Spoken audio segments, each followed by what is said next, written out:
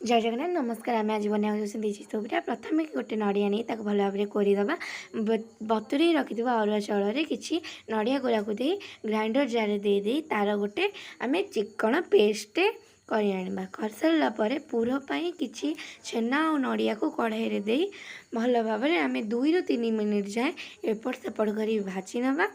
भाजी नहीं सारापर आम स्वाद अनुसार तासे चीनी देदबा। चीनी दे सारापर ताकू 1 ରୁ 2 मिनिट जाए आम एपट सेपट कर गोले ना। स्वाद को द्विगुणित करने कि अलैच छेचा नहीं जावा। आम से जो आण प्रस्तुत तादे कि लुण पकईदे भल भाव में गोलेबा। तापर स्वाद अनुसार चीनी देदबा।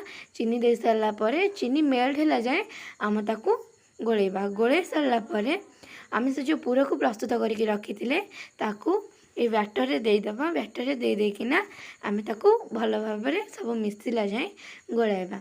गोल सारापर कढ़ई गैस कढ़ई बसाई तादे कि अल्प कि तेल नहीं गरम है आम से जो रखी आण ताकू आम कढ़ई देदबा। तापर कि ढांकणी घोरईदबा। घोरी सारापर आम चितौ पिठा प्रस्तुत।